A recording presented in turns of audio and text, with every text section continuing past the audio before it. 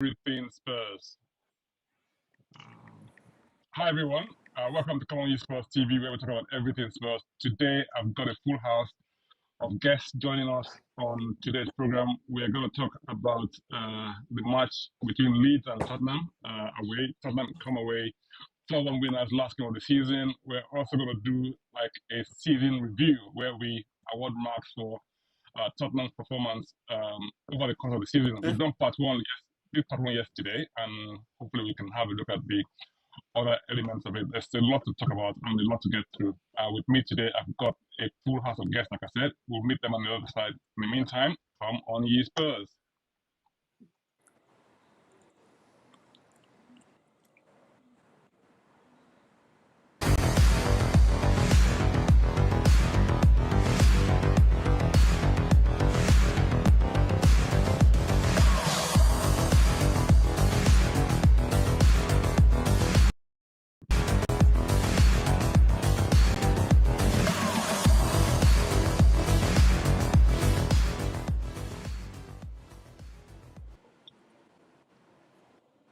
Welcome back. This is Come On Ye Spurs TV. For those of you who are here for the first time, you can hit the subscribe button to keep hearing us in the future. And also click on the notification bell button to get notified anytime we go live. And of course, leave your comments. We very much love you to join the conversation. Tottenham come away 4-1 winners last game of the season. I've got Inka. Inka, how are you? I'm enjoying my Magnum like I enjoyed the game today. Beautiful. I'm not sure. Anyway, there you go. I've got Talk as well. Talk, how are you? I'm fine. Hi, guys. All good? Fantastic. Yeah, everyone's good. And we've got a new guest who's here for the first time. I've tried to get this man here for such a long time. You know, he's always. Thank you so much. I'm really happy to be here, and yeah, it's a debut season for me, and yeah, brilliant, fantastic. Fantastic. And we've got a fireman who is like a regular. He hasn't been here for a while, but hey. Wow, Sanchez was playing. You cannot not have high blood pressure when Sanchez plays. Who is that talking? Right. Who is that talking making noise? Yeah. Right. So, I know he's trying to wind me up. I know what he wants me to say.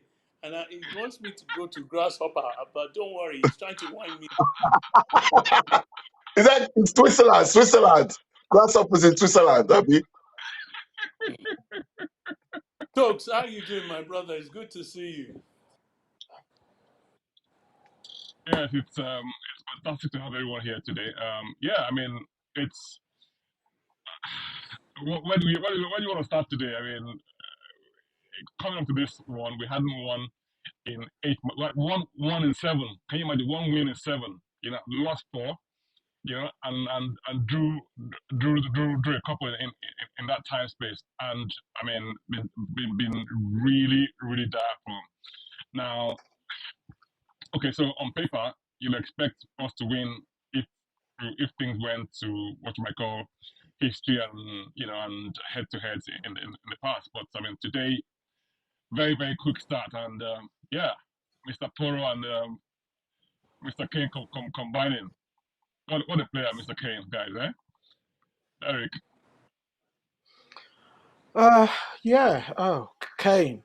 Where should I start? I mean, the man is Mr. Spurs, and yeah, I don't know how long we're gonna have him for, but you can't fault him for his output season after season.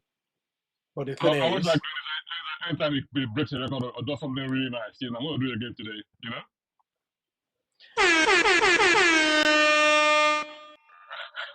That's for Harry Kane.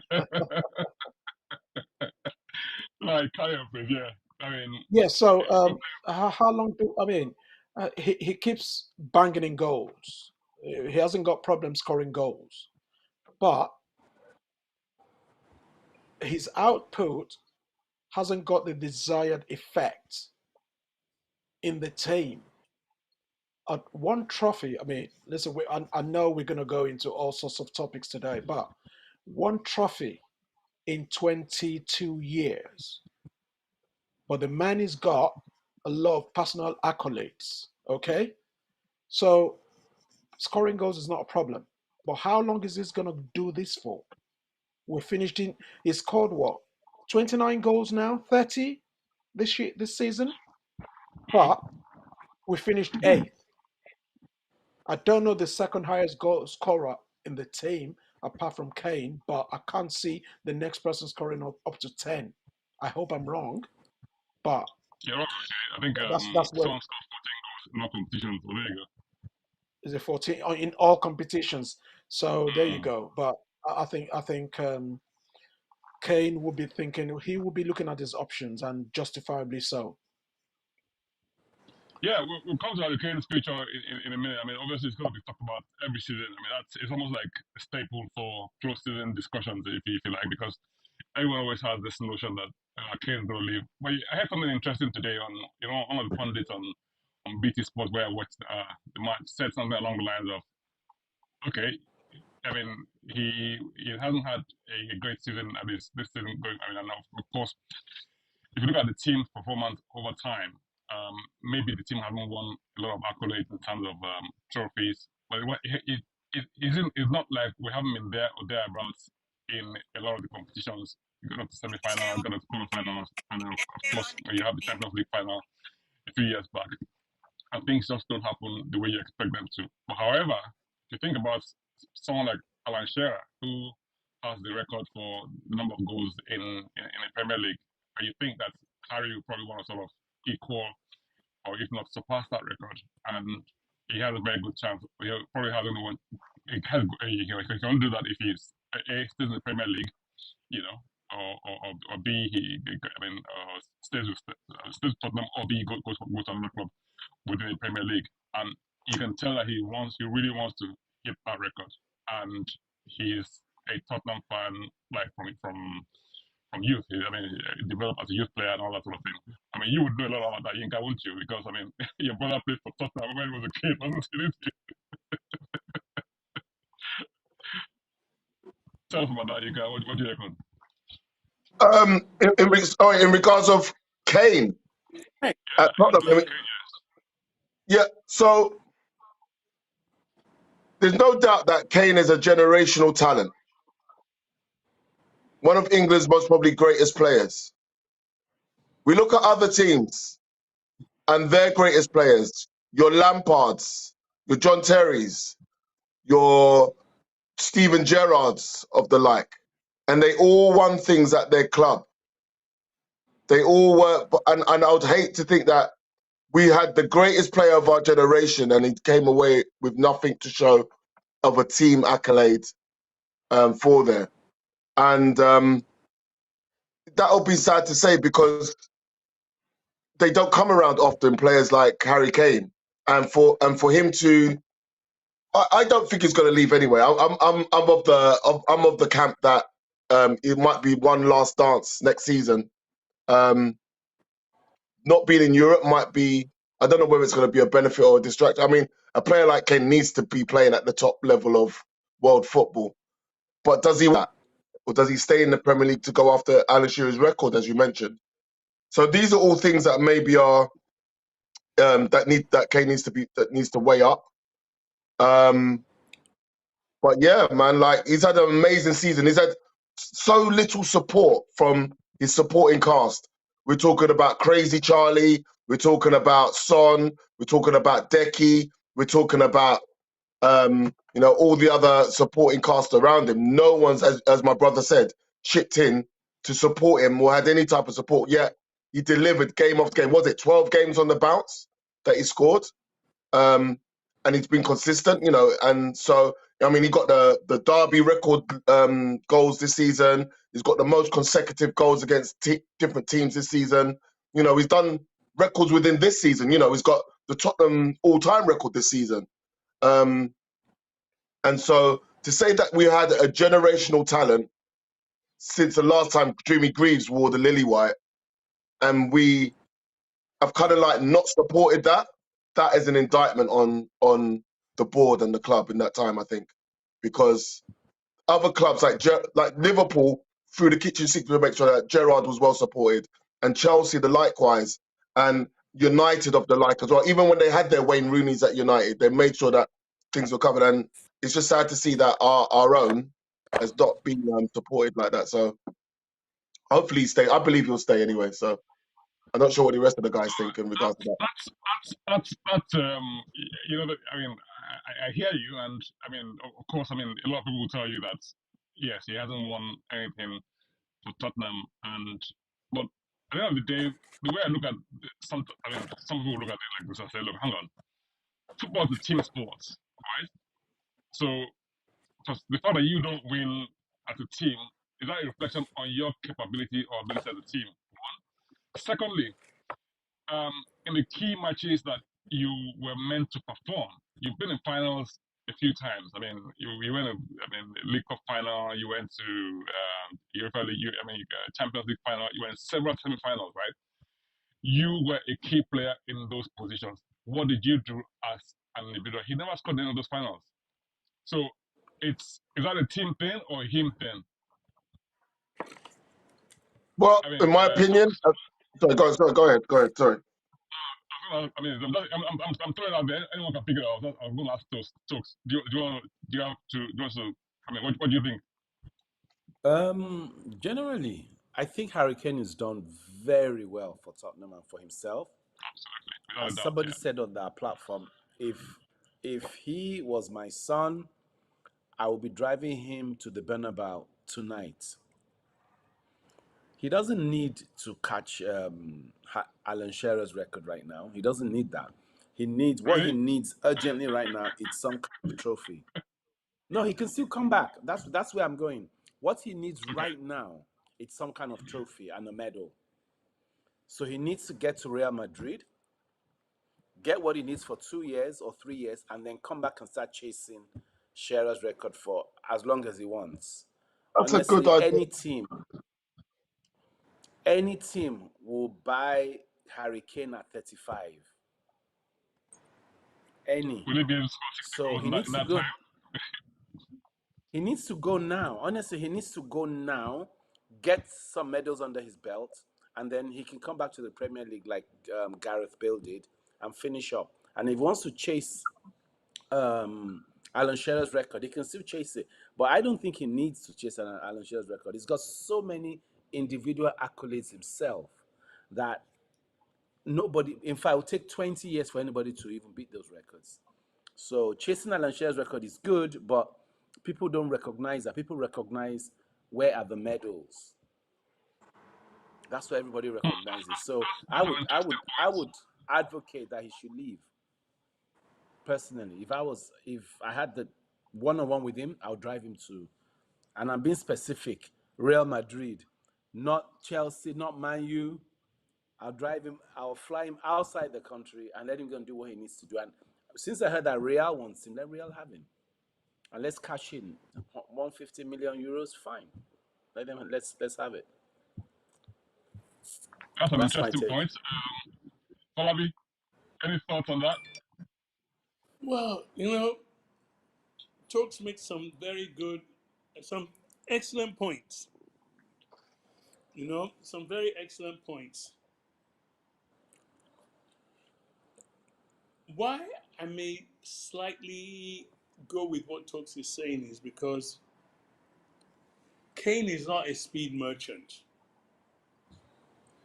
So with age, he might lose 1 or 2 paces, but he's not going to lose 5 paces like somebody like Gary Bell, lost with age. Kane is also, and I've been saying this for the past 5 seasons, Kane is also one of the best passers of the ball, distributing to a forward. You watch his game, he's not just a goal scorer.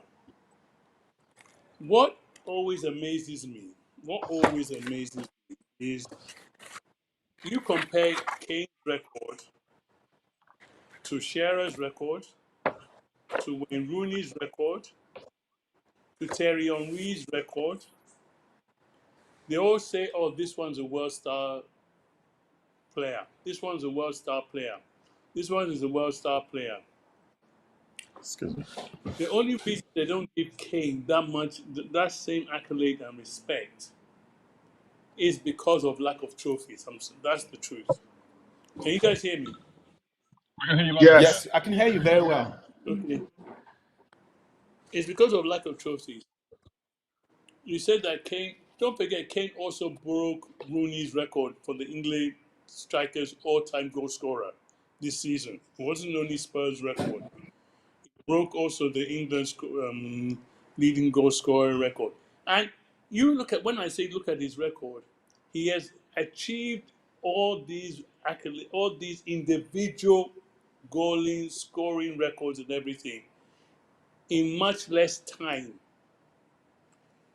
His record of over 200, 209 or 210 goals, he scored it in 80 less games than Wayne Rooney did. He scored it in 90 less games than Alan Shearer did. You know? And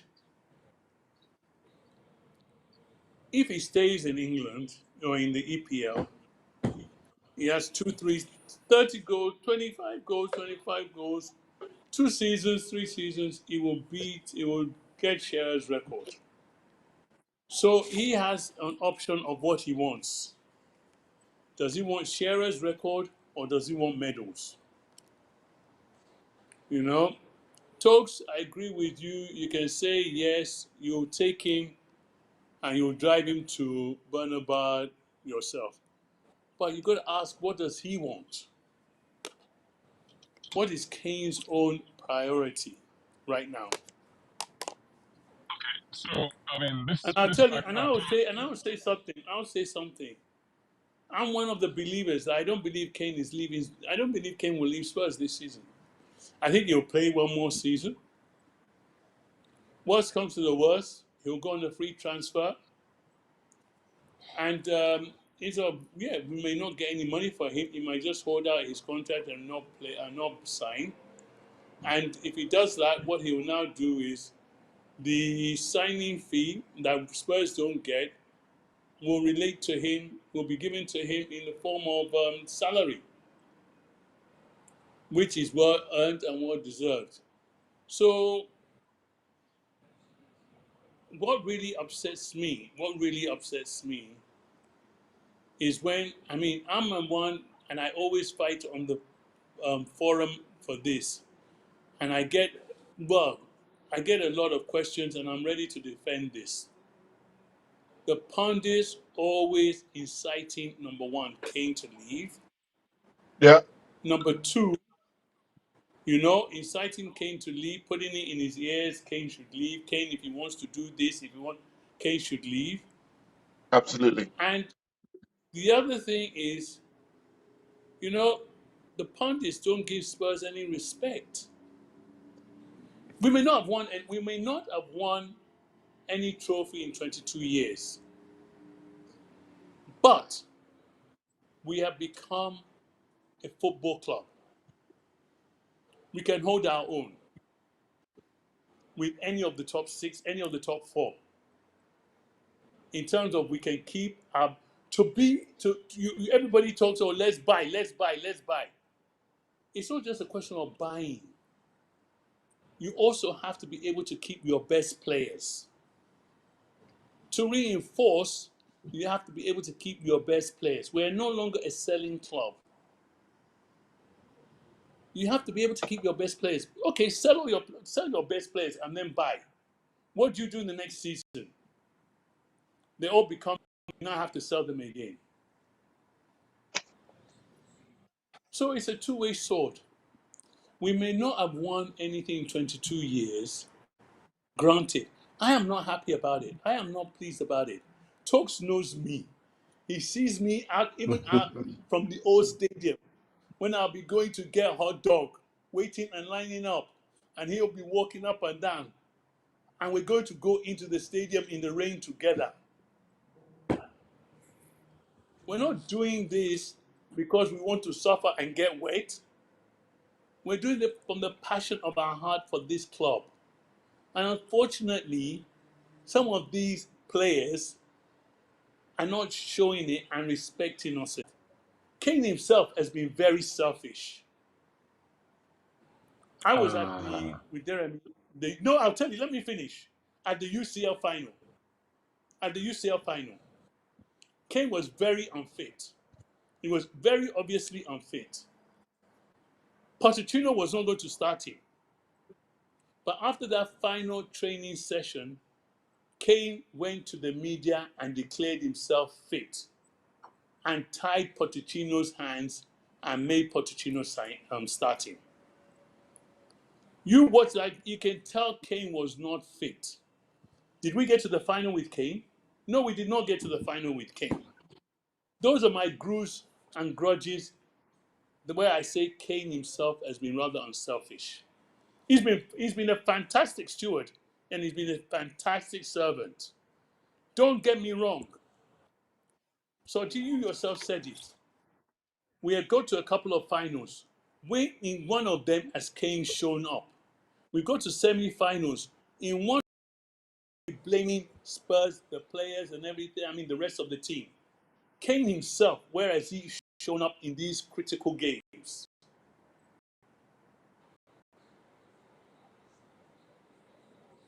And as I said, don't get me wrong. I love Kane. I love Harry Kane. I really do. But not all. Some blame also has to be looked at him.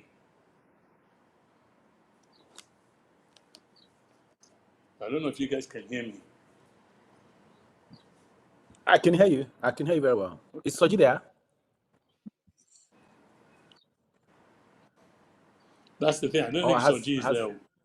I'm here. Sorry, it's apologies. Sorry, it's yeah.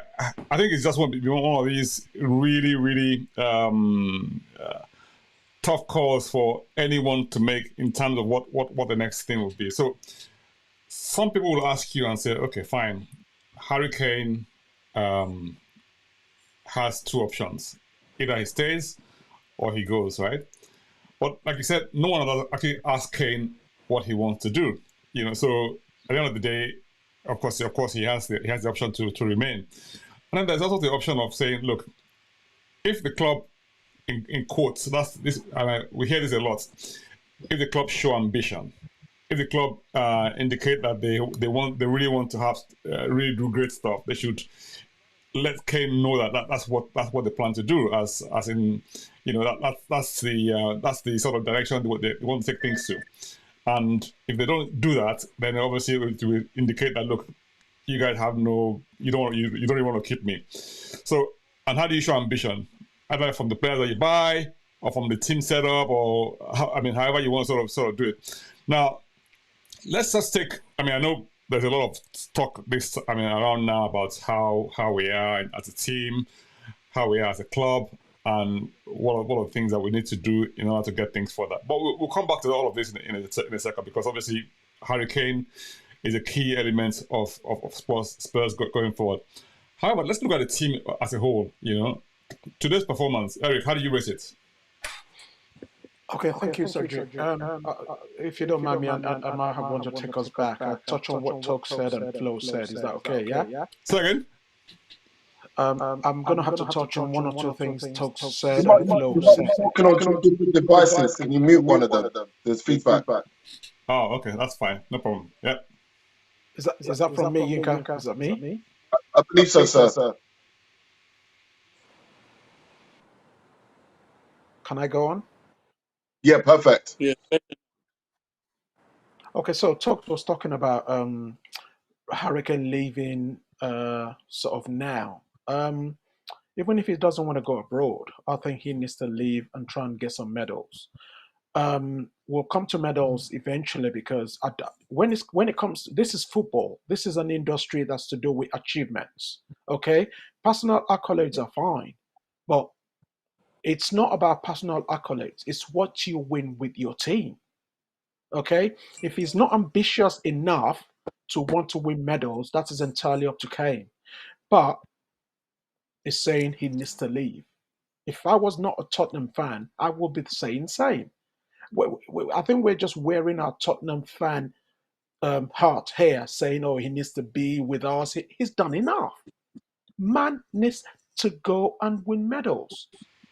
And I'll touch on what Flo said about two things Flo said where I would disagree is he said the chairman is taking us from where he got us from, and he's made us a club, and we can hold our own in the top six. So you're laughing already, and I know this is I not, needed to come up, but this this is is good. your, This is good. yeah. Because the thing is, It's have still we echoing held though. our own though? I don't think so. I don't think we've held our own, because the thing is, he talked about we've been in a few finals. Yes, we've been good enough to be in a few finals. I agree with Flo. Kane is not shut up. But in the final Champions League, I don't think Kane did anything wrong. If I was a player, I want to play. I want to put the pressure on the manager to Even if pick you're me. unfit, Yes, Flo. I will say oh I'm great, fit. No player wants to. to the deterrent of your team. Even if you're No, unfit not and play. you know you're unfit. Wait, even No, if you're Flo. unfit, you know you're Flo. unfit and you declare yourself I'll fit. answer. Yeah, I will answer the question. Every player will tell you they are fit for a final.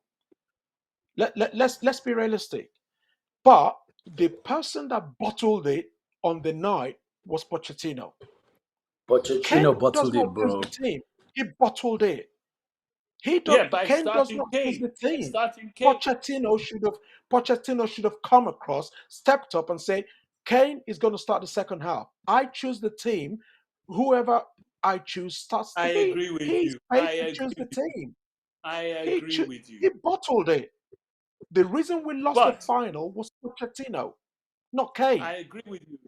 I agree with you. But my question to you is, and I'm waiting for your other side. I'm waiting. I'm ready. The other thing, I'll agree with you. But I will ask you this: once Kane came out to the press and said he was fully fit and ready, Yes, I will say that as well. He has the right to say I that. agree with He's a you. player. But Pochettino. This is one reason. I will not. I'm a Pochettino man. I love Pochettino. I am a Pochettino man.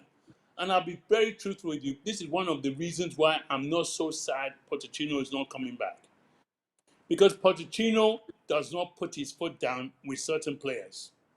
He got paid 8 million to make tough decisions, bro. Flo. And he does That was not make that the was the tough moment he decisions. needed to He make does not make that the tough decision. decisions on the day. PSG is a perfect example. This is why I said that when he goes to Chelsea, he's gonna. Okay, you're I agreeing with don't me know. now, I think. No, I agree So, with you. Pochettino should have had more gusto, gusto to have said Kane is not starting the game. Kane He doesn't may have to tell come. the He may press. come in. Just tell the press this is my lineup for the final. End of. I agree with you. That one I agree with you. But what I am saying is, Kane put extra added pressure onto No. Pochettino that That is what players do, he did Flo. That's not my need. point. That is what players do. Every player wants to play the final. No player will tell you I'm not fit with a final in He front was. of them. That's what players do.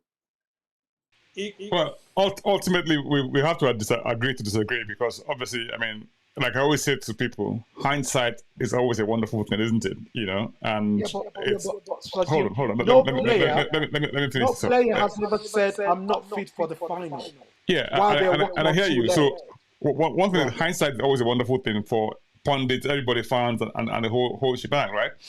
But at the same time, there are things that you can't legislate for, i.e., individual errors. How is Mr. Sissoko putting up his hand and drawing a foul? I mean, and giving away a penalty. You let's know. get one thing clear. But we still had 88 minutes, Well, Sajid. this is it. We So still had exactly. So we 88 still had minutes. 8 minutes to score. So the fact that we don't score is one of two things. So in a match of that nature, it's Liverpool always were about there for the it's always about taking. fine margins, and those fine margins are always about decisions that you make. When they come off, you Totally are disagree. fantastic, That right? was never. If, I'm sorry, Soji. That was never ever a penalty. I well, said it and then. I said it again, in the stadium. say it now again, and I've been saying it since that day, and I'll keep saying it to my last breath. That was never ever a penalty. Yeah, Go but and even look But at the Flo, ref's Flo, face. we've had The 88 ref minutes to says, prove you right.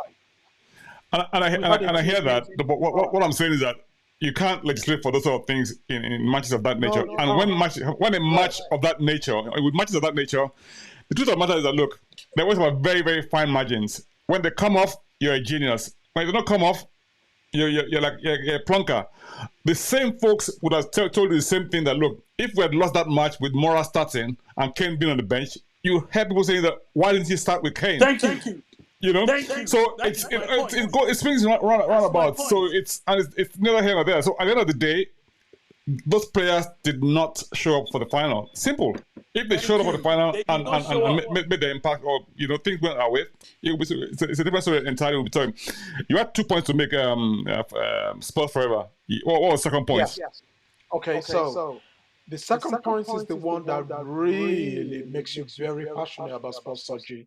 And this is the decisions our chairman makes. This is what has brought us to where we are now. Okay? Flo touched on it a bit, said he's taking us to a place where we don't have to sell our players. That's fantastic. But means you always want to save a pound eventually to lose £5. You always make all footballing decisions behind from a business angle. This is a football club. The thing is, if we're selling ice cream, yeah, right now we've got the best machinery to produce the ice cream. Okay, we're selling a few ice cream bars, Magnum and all that, but our ice cream right now is not the most delicious in town. But we're selling ice cream and we're making money, but it's not the most delicious. The product we're delivering right now is not of top quality, but we're making money. That's fine. But we're a football club. Levy would have sacked Levy. One trophy in 22 years. Levy would have sacked Levy if he was able to do that. Daniel Levy would have sacked the chairman of Tottenham if he was in a position to do that. We can't get away from that. And that's always been my gripe. Let me just finish. I've never said throw money at it. I've never been one to say just throw millions at it. But the thing is, the decisions we make in recruitment has to change. We can't see quantity all the time. We've got to look at quality. Beautiful. Thanks for that. Yinka, you had your hand up. No, I didn't have my hand up. I just put my lolly stick when he said Magnum. I saw that, Yinka. I did see that, Yinka. All right, so Falabi, one question. Falabi, sorry to interrupt. I know that Spurs Forever and I had this conversation on our forum about the way the club is run from a financial perspective and what it results in on-field performance, right?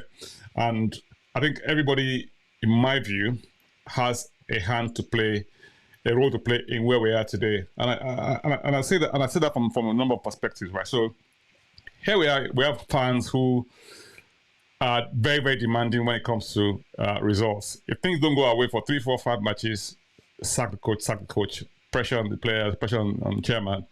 He goes and finds somebody else. And at the end of the day, of course, the buck stops with him. But if he didn't act in that way, again, people will go on and say, oh, he didn't act quickly enough.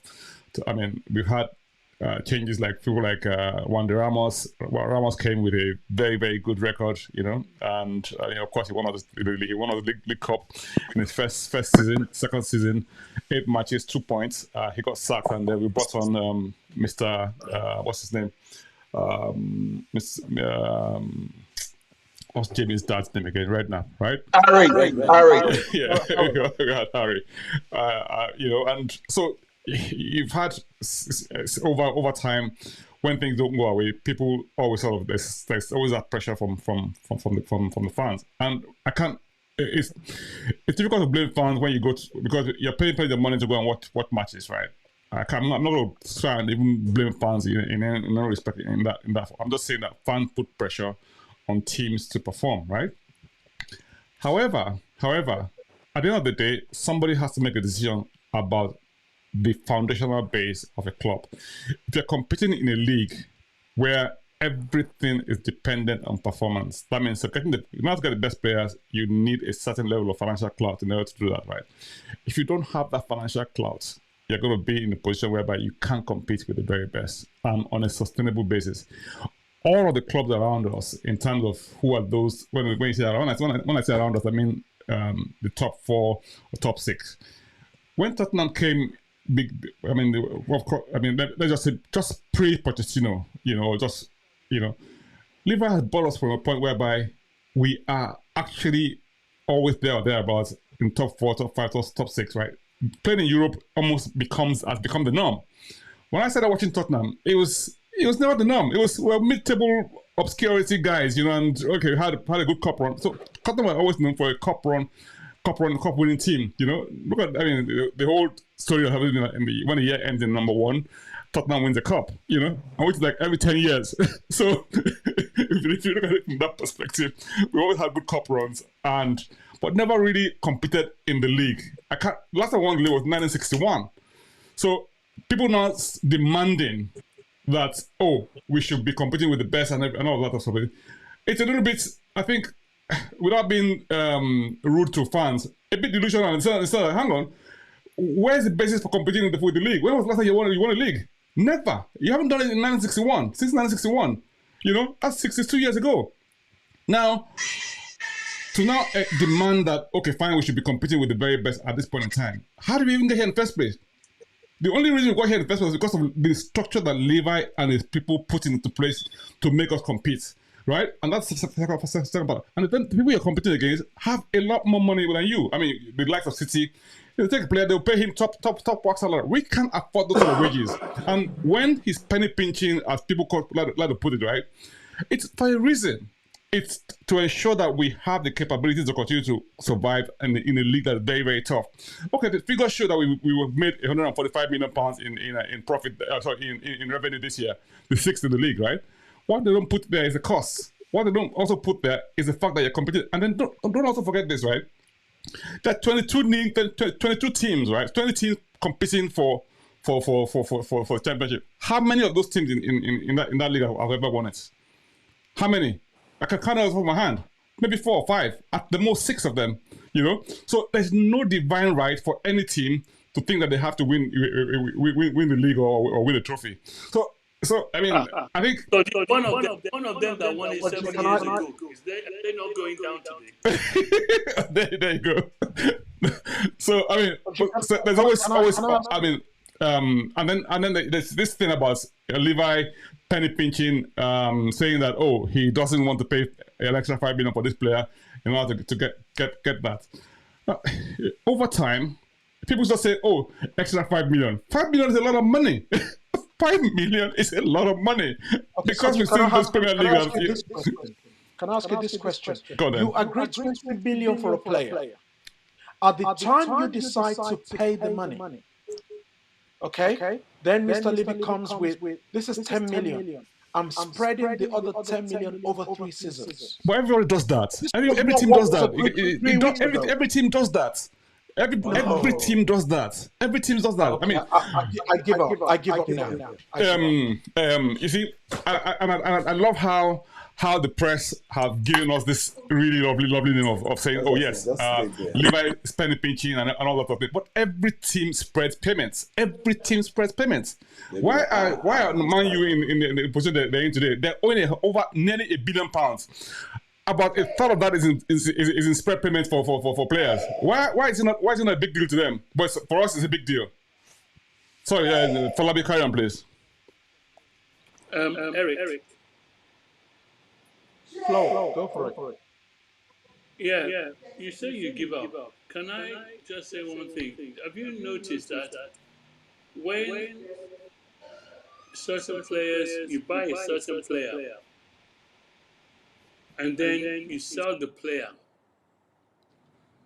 to another team, obviously to another team, it's often said that the other team that you now sell him to will take over the payments of what you were meant to be paying. There are very, very few players, very, very few teams. If a player is even 10 million pounds, even if it's 10 million pounds, we'll pay that 10 million pounds outright in one go. It's just not financially sensible as a business organization to do so. It's like taking out a loan to buy a player, and you spread it across a period of time. It's the same as you do with the thing of you spread across the signing on fee, the signing on bonus. You don't pay the signing on bonus in one large sum. You spread it across a period of a few seasons. You just don't. If you're gonna you're telling me Chelsea paid since January in the transfer window over $200 million. I mean, over 200 million pounds for players. You're telling me Chelsea paid that 200 million pounds in one go for all those players? Of course That is they not the did point not. I'm making. No. My point is, once you have agreed a payment plan flow, stick with it. Stick with I it. agree with You you. don't come I back know the 2-3 player. I weeks know the time particular and player put a you're spanner talking in the about. Look, works, don't get me wrong. and then we Don't lose get our me wrong, player. Larry. Everybody, don't get me wrong. I'm a DL Levy guy. I am. I'm a businessman. This club for DL and NA is business. For what they've done, I say thank you. But don't get me wrong, I'm not blinded and I'm not stupid to fault DL for mistakes that have been made. Of course, there have been many mistakes made in the transfer windows. And the particular one you're talking about, the 20 million, that one is still hurting me. It's not that it's not hurting me. But I look at it, okay, that one is hurting me. But what are the other great sides? Could we have bought him and then the following season after selling? So, and I do agree with you. There's a lot of times that now DL was a mastermind in negotiating deals and everything. But other chairmen are caught up with him and now playing his own game, waiting out. But I want to ask you I want to ask everybody on this panel and anybody that's listening that says DL this, DL doesn't back, DL doesn't back. I was speaking with Teddy Sheringham about a month ago. We've had managers, the greatest managers that have come in. The last one was Conte. And let's think about this. DL bought in Conte. He had tried to bring him in at the beginning of the season. He couldn't. Now he brought him in. This is Conte's first full season with training. Are you telling me we were not a stronger side, supposedly on paper, than we were last season? Who is a stronger side? Spurs or those Gunners down the road? On paper. Yes, football is not played on paper. Is it DL's fault that Richarlison only scored 1 or 2 EPL goals throughout the season? Is that DL's fault? This is the starter, the number 9 for Brazil, the number 1 club in FIFA ranking, and this is their number 9 and their starter. Is that DL's fault?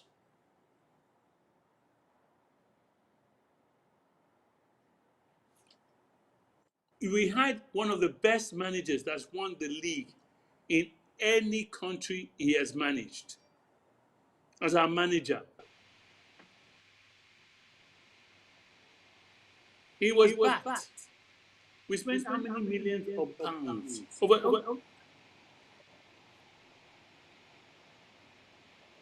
So, Because the blame always has to be at the box stops are there. I agree. But don't you think some of these players should shake themselves and look in the mirror? How can Richarlison be starting for Brazil and end up only scoring 2 goals, EPL goals, in the whole season? Well, I think Jesus, that was injured for how so. many months? Scored more goals. Can anyone hear me? I've Yeah, I can always hear said you. it on record, Flo, that I will pay 60 million for Richarlison all over again. That's some of the blame would go to the managers, okay? But when you sack a manager 6 days to a final, you've got to own that. Of course, Conte was always going to be a typical Italian, very volatile, very unpredictable. But that is the way he's always been. You knew what you were going into. But he's won the league. He's won the league in every country he's gone to. Exactly. So who was the common denominator? Tottenham. But was Both of them have won everywhere else. Was he not back at the beginning of the season? I agree with you. I'm very disappointed in Conte. I'm very, very disappointed and disheartened by Conte. I was so happy. I was full of joy. My heart was bursting out. And I was putting out my chest to all my Chelsea friends. Even my Chelsea friends were even jealous that you've got Conte and you have that kind of squad. Yeah, but Flo, you never sacked if Mourinho had been allowed to facilitate his final.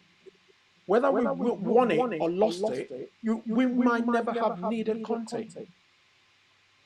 We will never know the answer to that scenario. We will never know. Yeah, we will never know. Talks, you look like you want to say something.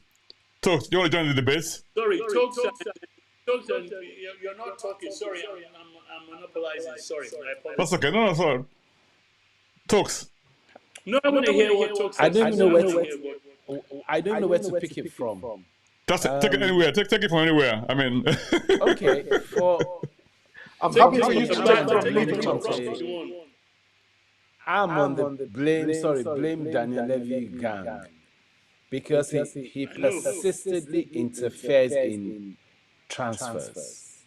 Yes, he's got some brilliant coaches, then let them do their work. Don't interfere in who they want to buy. Don't buy anybody for them. Let the coach or the manager and his director of football sort out the footballing part. You brought them for a reason. Don't interfere and give them a grade B wing back when they wanted grade A. Don't give them lower options and then wait till the last second of the window to now buy one player after so much hype. So it's the box ups on his table. There was so much more he can still do or he should have done. And I think his decisions is why we're here today. The decisions he's made in terms of his hiring, in terms of I mean, he couldn't have told me he didn't know that Paratici, or was it Paratici, or was it? He should have known that he had an issue with FIFA. Surely, how can you go headlong, bring someone that possibly has an issue, and then you're telling me that it's not his fault? It's 100% his fault, because there's nothing, everything he does, everything that happens in that club is always sanctioned by him. He has to agree. He doesn't give them the free hand to perform. So I think it's him. Yes, I'm happy about a new stadium, but even in retrospect, I prefer the old stadium because we're thrashing people there back to back. We didn't lose one game in our last season in that stadium. So for me, I'm more of the on-pitch play than all the fanfare and the beautiful stadium. Me, I prefer the results at the end of the day, and White Hart Lane was giving me those results.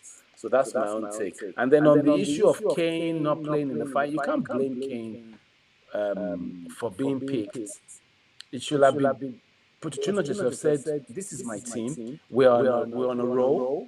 Let the momentum continue from the quarterfinals to the semifinals." And that, let me tell you, bringing Kane in that day dampened the spirits of the boys that got us to the final. I could tell they were not happy. So Thank you. Kane should have come on much later. And Kane on the bench is even a better effect because they'll be like, oh my goodness, if this guy comes on, we're dead. Thank you. So anyway, that's past and way forward. I have one more thing to add. Who were those two young players that came on today? Although I didn't get their names. Yinka, can you help us with the names? Are they our academy players? Yeah, they're Abbott and what's the other, Craig. They're from the youth team under 21s. Oh yes, of course, yeah. Hopefully, because that's what City has been doing that as well, mixing their under 21s with their new stars, and we can see the blend is making a difference. I just pray we get the right coach this time round going forward. The right fit. I can see that Tottenham doesn't need a superstar coach. We need just the right fit that can work with the young guys and develop. That's a fantastic point you make there, and we'll come to who the next coach will be in a minute. You want to add a few more words to this Daniel Levy cup final debates thing before we move on to the next? It's history. Let's move on. Okay, all right. So Levy, history. Can I make one mention? One quick mention. Yeah. If we are talking and watching on two different devices, can we just make sure that one device is muted? Because that's when you get reverb, and I'm hearing reverb from everybody's vocals on there. And I'm aware that sometimes if you're watching on one device and listening on another, you've got two devices on, make sure the microphones on one of the devices is switched off, else you'll get this reverb what I'm hearing from every single person that's talking. Maybe even myself. I don't know whether am I reverbing now? No, I heard it from Yinka. I heard it from you, but it's not from me. I only have one device. Yeah. I only have one device. Yeah. I only have one. Soji, it might be yourself where you might have two devices that are actually mics are on. Because it's definitely reverbing. Close. Maybe everybody. Close, yeah. Okay. But can you hear me clearly now without any... I can hear you perfectly, Mr. Tox, and Mr. Falabi and Spurs Forever now, so, yeah. Okay. So, over to you. So, talking about the next steps, okay, we've had this fantastic game. Now, let's just come back to the game a little bit, right? So, beautiful goal from the setup by Porro. Porro, I mean, that's one player who divides opinions. Okay, and I'll say this for two reasons. So he came in on the back of a difficult transfer negotiation, right? At the end of the January transfer window, we had all this back and forth, going back and forth about us having him. And the first couple of games he comes on, it's an absolute mess. You know, we lose against Leicester. All of the goals came from him. We lose another match. I think a few games where he's been in very poor defensive positions, and we come away losing some matches. But he comes alive against Wolves and scores a brilliant goal, right? And he set up also some few really good goals as well. What do you make of Porro? Pedro Porro. Yes, Pedro Porro. Yes, so you want to go first? I'll go with this. Pedro the Pony Porro. I call him the pony because he's a show pony when he first come. Now, it has taken, since the leaving of Kyle Walker, we've had maybe, he's our fifth right back, maybe. If I'm right in thinking Trippier, Aurier, Spence, you guys can name it all. And we got them wrong. And as my brothers were saying earlier, Doherty, Emerson, Walker Peters, you name it. But as my brother said earlier, the cheapest price is sometimes the highest price. And what's been happening is that we've been trying to find cheaper fixes for something that we could have just paid the money for in the first place. And all that 150, 200 million we spent on right backs over the years could have been solved. I am not saying that Porro is the answer, but it's just an example of Tottenham doing half job to get one job done by paying, or look, we bought Jed Spence. Why did we go and spend 20 odd million in part, even if we're going to be doing part payments on a player that was not wanted by the coach at the time, as Falabio or Spurs wherever was saying. This is what's happening consistently at Tottenham. So going back to himself, I always get this opinion that Emerson Royale is a good defensive right back. Pedro Porro is a good attacking right back. If we could genetically mold them, we'd have a world-class right back in our club. But they try to solve this problem because you can't leave him alone as an isolated right back, Porro. He'll get cooked every time. You've seen him get cooked by right back from the first game that he played at Spurs. You play him furthest forward, and then his qualities are more able to shine out, like today. His final third quality outweighs Emerson Royale's final third quality. But Emerson Royale's defensive quality outweighs Puro's quality. We don't need two right backs. We needed one to do one job. And this is the problem that I have with our imbalance of our squad. He's played excellent, but he's not a right back. I'm sorry. He's not a right back. He might be a right wing back, but who's to say the next manager's going to play with wing backs? So why did we spend 40 million on a right wing back that necessarily we might not actually be using next season? That's a conundrum in itself. But he's played excellent when he's in a position that he can utilize his abilities to the foremost.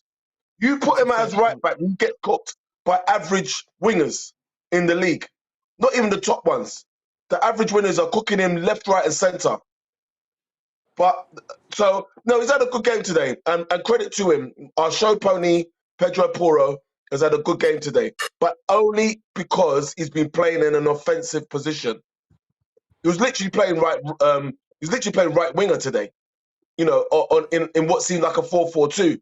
You can't leave him isolated in the right back because he'll get cooked left, right, and centre. But you can't allow Emerson to stay at right back because it gives you nothing going forward.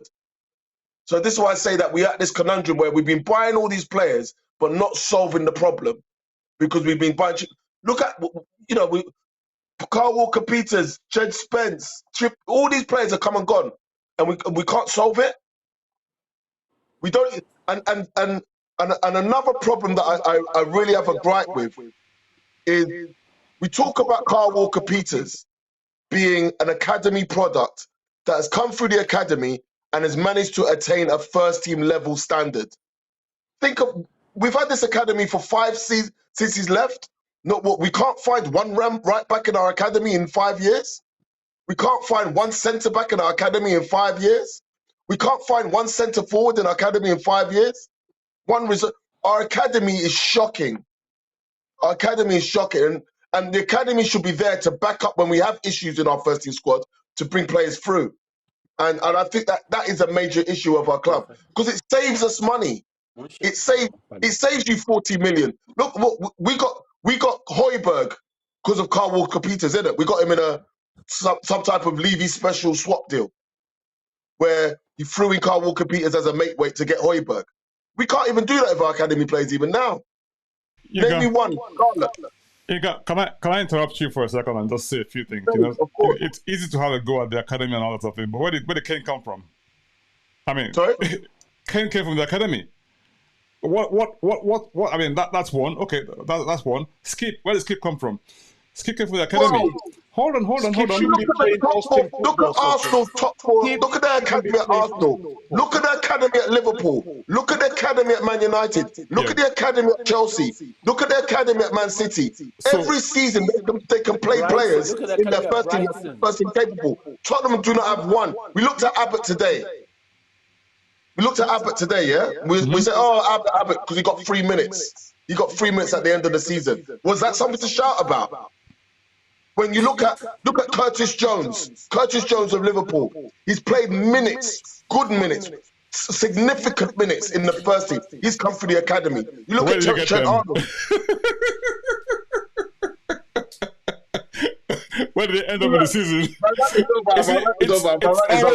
It's always a big conundrum for teams, especially when you're in a position whereby there's so much pressure on you to perform, and which is always the case. And I think one of the difficulties as a team is like you have pressures to perform, and which is why a lot of coaches that come to Tottenham invariably are very loath to try new things. You know, they want to try what I call the trial and tested to almost like guarantee a result, which I think is the reason why Conte didn't use any of the younger players. He wanted something to look, because at the end of the day, if he does and it doesn't happen for him, we are the same ones who will come up at him and say a few choice words. Eric, sorry, I interrupted you. You wanted to say something? Sorry. That's fine, Soji. You said, how about Ski? Soji, okay, Ski. Fair dues to him, he's tried his best. But Skip is not the man that would. You can't rely on Skip in the middle of the pack for a Tottenham. God bless the young man, but he is pressure. I think he's just an establishment to say we've got somebody from the academy. Thank you. That's why Skip is there to make up the numbers. It's a token gesture. Two in how many years? Two in how many years? I support what Yinka is saying. We need the academy is there for nothing. They're not bringing anyone through. Nobody. It's disgraceful. It is. And this stems from the fact that even the scouts we have got, Soji, the minute they identify a young talent, Mr. Levy is not going to pay the asking price. How did we lose all the scouts in the last few years? Hitchin and all of them. How did we lose them? We had the best under Pochettino. The only reason we brought Dele Alli was because it was David Plate. David Plate was behind Dele Alli's discovery. That was the only reason I think we decided to go for Dele Alli.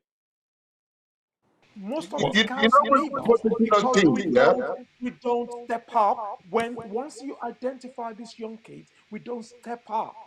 We dilly-dally and they go somewhere else. Look at Grealish. Thank you. We offered 3 million and Onoma. I mean, come on. They were asking for 25 million. Josh Onoma. They were asking for 25 million. No, you see Josh Onoma. Look at Josh Onoma. Josh Onoma is a beautiful example, yeah? He might not have had but at least he got the opportunities, and then we realized, he's not good enough. We have to be fair about that. He got a good season of opportunities, then we realized he's not good enough. I think we're being selective in the way that we're talking about guys being given opportunities in the first team. I can count them back from guys that we've had in the team who have graduated from the academy and played for Spurs. He had Anders Townsend. He played for, the academy, wasn't he? He had Banter. Banter was in the academy. Harry Winks was in the academy. All these are players that have played over time, not once. Pochettino. Hold on. How long? Listen. That was ages ago. Hold on. Exactly. We're talking over time. Pochettino 5 years ago. Yeah, but hold on. Winks is still playing, isn't he? We didn't work off at the academy. Skip came from the academy, didn't he? Winks was a washing machine in Sampdoria. Sorry? He came through Pochettino. So don't forget, we couldn't sign for 2 windows during Pochettino. True. Which was why we had to go to the academy. Exactly. And we had Tom Carroll. Remember Tom Carroll? Oh, come on. What a disaster. Oh. All of them are Pochettino. All the ones you're talking about, all Pochettino's kid. Anyway, listen. I don't think we've recovered from those lack of signing, those 2 windows we let go. That's when everybody overtook us. And we've been unable to catch up. That's when everybody overtook us. But you guys look at, you see, everything is about context, isn't it? If you look at the context in which that happened, that was the context of us building a stadium, of us trying to obviously save money, and that's the context in which that situation occurred. The moment that stadium was built, and obviously post-COVID, I mean, you can't fault Levy for not putting money into the team last season. For however you want to cut it, he's putting more money this last season than any other time we've been there at the club, and he put it at the right time, i.e., before pre-season, and everybody was raving about how things look to be looking up going into the season. Giving a coach players he doesn't want.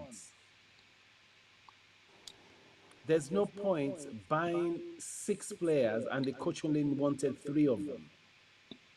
Completely. And Why they're did he buy just 10? telling us that he Why did spent he a buy lot of 10? money on players. So He should have which of the players paid didn't Conte want? He didn't want Busuma. He didn't want Perisic. He didn't want Longley. I mean, who didn't he want? I'm sure he didn't want Longley. Longley Oh, was a really? reject. He didn't want Longley. He wanted the other guy from Inter Milan. From Inter Milan. Yeah, Longley's but on that guy wouldn't legs. come. He wasn't there for. We didn't That's not want even him. Longley. He wouldn't come. Bastoni That wouldn't was come. even You were pricing it for the whole summer. Yeah, but that was Bastoni didn't want to come. It wasn't us. It wasn't down to us. It was down to Inter and You him. didn't want Longley But was he didn't Longley want was Longley. last minute. Longley Okay, was a last choice. take this one instead of nothing. That was Longley. Spence was there. Yeah, but I've forgotten who else. What the other the Welsh boy? What's the Welsh boy? Another one. He bought Spence Anyway. was bought for the future. But the problem is you can't use the man's budget to buy a player for the future and say you're spending money. You spend 20 million on Spence for the future, but this is part of Conte's budget. It doesn't make sense. Yeah. I mean, you got Joe Roden. Joe Roden, is it Joe Roden? The other one, the centre half? Yes, the He Welsh spent guy. 25 million on Joe Roden, and he's playing in France again. Why spend all that money on someone for the future when you could have just spent the money now? It just doesn't make sense for me. The way that we are buying our youth and we're not supporting. We've got an academy that has the best facilities in Europe. They have the best facilities in Europe. In the world. In the world, sorry, sir, in the world. It's not that they're training in the park.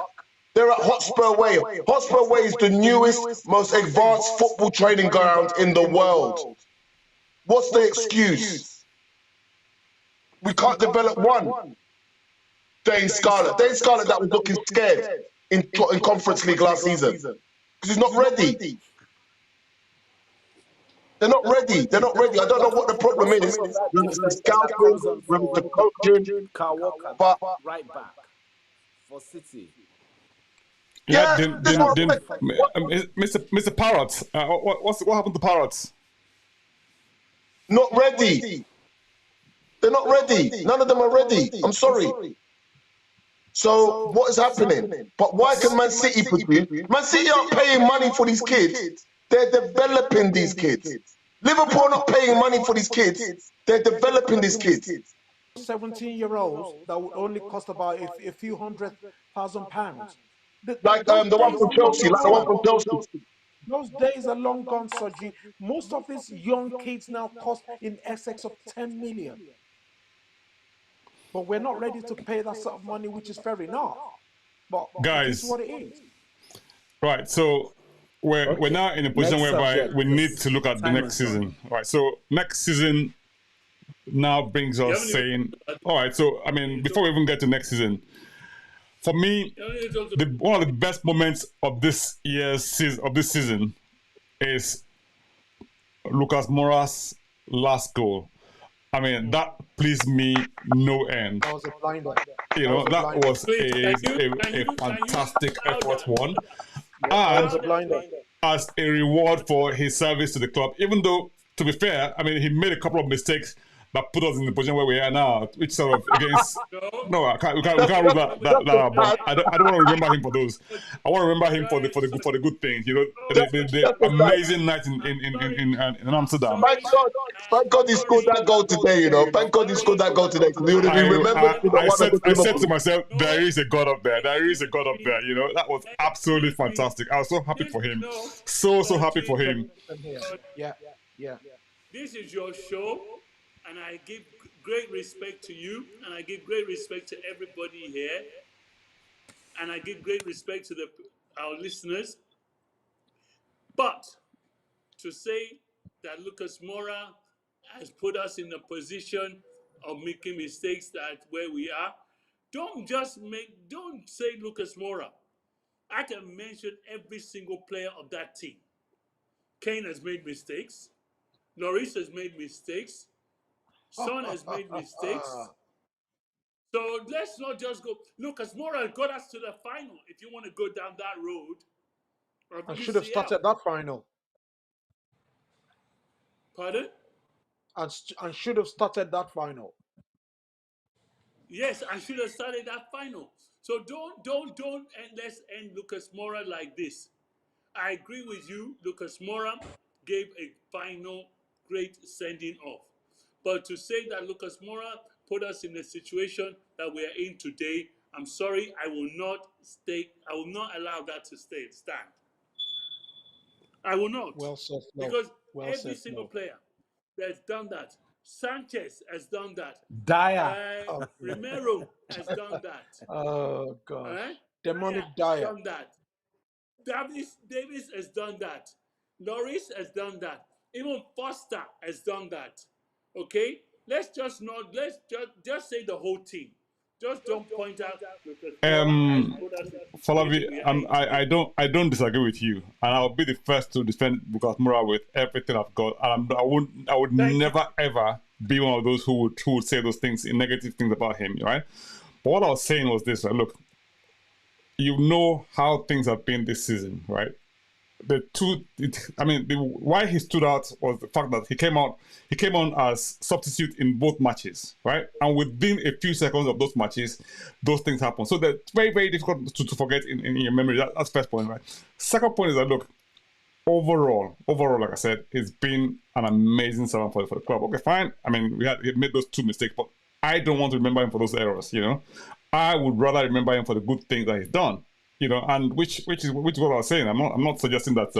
Yes, he's not error proof. People haven't done that. I was just pointing out the fact that, look, that's happened to him, and the chances are that people want sort of, remember those things when they shouldn't be. They should be thinking of the good times. And he's giving us a really, really good reason to celebrate him today. I mean, look at how the bench reacted. I don't know if you saw the match and how people reacted when he scored. Everybody went up to him. That was really, really good. That was a really good moment. Eric, you want to say something? Sorry. And unfortunately, Lloris could not save a penalty to say bye-bye. Okay, but he's made many mistakes this season as well. True. Eric, sorry, you want to say something? No, I was just doing a time check. I'm thinking next season might be a good way to go now, but it's up to you. Next season, you've not even talked about this season. Hey, I'm just. So part of the reasons we're doing this, obviously, is to have a look at what's happened this season, and so I mean, like, if we have a look at the season as a whole, right? I looked at the graphic earlier on today. Unfortunately, I can't share that graphic with you. But what that graphic showed was that until Conte left, he left us in fourth position, right? Strong fourth position, Toji. Yes, fourth, fourth position, strong one. There's a difference between fourth position and a strong fourth position. Right. So when Conte left, things kind of took a tumble, but they had started taking a tumble just for it because we had that draw against Southampton and the draw against the draw against Everton, matches that we could have won comfortably. Sorry. Can I interrupt you, my brother, please? Go on. Just indulge me on this one. Do you think if we had gotten a proper manager interim to replace Conte rather than his number two, do you think we would have done better than we've done now?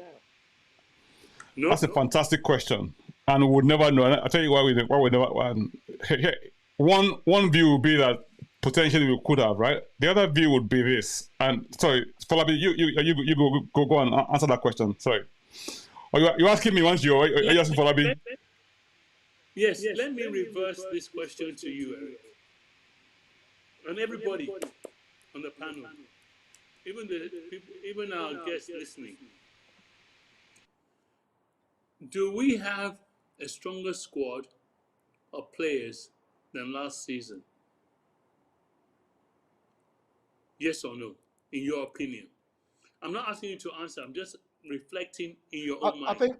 I think we've got a good enough squad at the time to finish fourth. Can I finish? Last season, we are playing fantastic football. We are playing really good football to get into fourth place. Where we were not favourite to get into. The other ones, those ones down the road, were favourite to get into. But we were playing good football. So the question should be asked, where everybody always says, oh, this one doesn't back, this one doesn't back. We now, did we or did we not strengthen our squad for this season? It's a question. Did we or did we not strengthen? Or we did not strengthen? And Yeah, what Flo, can I answer that? what transpired to the state that we're now in now? What has been the case from last season to this season? End of last season, we're playing. Everybody was admiring the football we were playing. Everybody in the Really? league. Really? We Towards were the end, playing that great of football, towards the really? end of last season, towards the end of last season, towards the end of last season, for us to We get were into the playing fourth good position. football. Have we ever played good Last 10 football under games. Conte? Last 10 games, Inca, we did. Last 10 games. Please, you can go We to the played go to the result end of last season. football. We played good Please results. We got good results. We weren't playing good football. No, We got good results. No. I disagree with you. Last 10 Go to games, we the scored a end lot last of goals. We did. Go to the I end of think last think season. Yinka is spot on. We got good. We were winning games, but playing good We're winning football is games. a That's different great. thing. We love it. But was it No, good football? we were playing counter-attacking football, and we were decisive, and we took our chances. The scorelines were Yeah. actually quite Thank you. big towards the last 10. I'm talking about the last 10 games. Last 10 Yes, sir. games. Yes, sir. But Can We I went react on to a run. Flo's We went on a run question? of 3-1, Can I react to 4-0. Flo's Guys, question? can we do one at a time, please? Sorry, Folabi. Sorry, can We're you back to that. give Eric a chance to sort of respond to what you said, please, if you don't mind? Yeah. Let me respond to what Flo said. We strengthened, okay? At the time Conte left, we were in a very, very strong fourth position. If we had finished fourth 2 consecutive seasons under Conte, I'm sure we would have said that's a fairly successful season. Okay? Absolutely.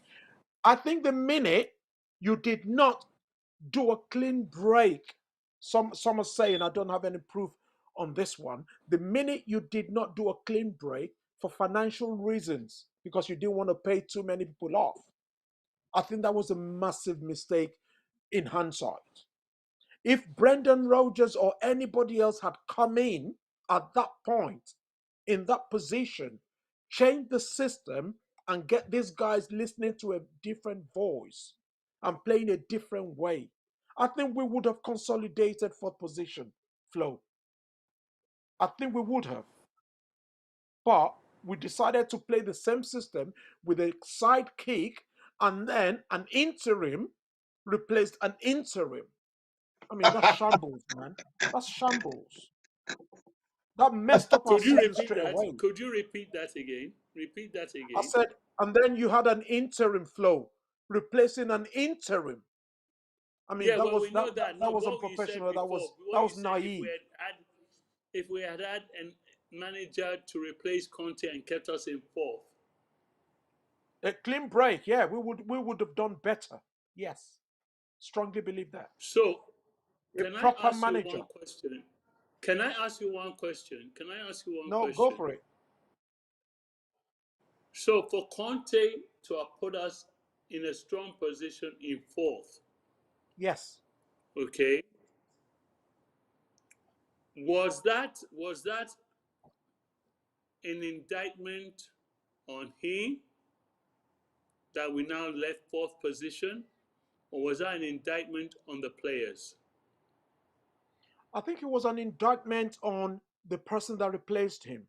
For whatever reason, the man engineered his exit. He wanted to leave. You can't stop that from Why happening. would he want to leave? It doesn't matter for Flo. He wanted to leave. He's a Okay. volatile Italian. Once he doesn't get what he wants, he moves on. We can't do anything about Okay. that. It is what you do Okay. with his replacement that was in our control, and we dropped the ball there. agree with you there. Now, do you attribute any fault or blame to the personnel running out on the pitch? I have to. Because at the end of the day, the coaches don't play football. That's all I'm saying. It's the players. That's But all don't forget, you need a direction. You didn't give them a capable direction to follow. But I mean, can I, Stellini was a can I, joke. can I- Stellini was a joke for a Tottenham Football Club flow. Stellini was a joke. It was disgraceful that Stellini had to be our coach. This is Tottenham flow. We've been in this gig together for a long time, flow. Stellini was a disgrace. We shouldn't have. I agree with you. I agree with you. But let me go back. Let me go back to a couple of games. Even Tokes was one of them. When Conte had his operation and was recuperating, and everybody was saying, "Oh, let him stay in Italy. Let him stay in Italy. Let keep Salini till the end of the season." Conte stayed. Conte stayed. Wants Salini to be our manager. Don't tell me you did not read any of that. Please don't tell me you did not read any of that. I came out and said, "Pardon?" I did, flow. Thank you. Even some celebrated Stellini because he had a couple of results. Some celebrated Stellini. He had a 100% record, eh? Remember? Here you go. Yeah.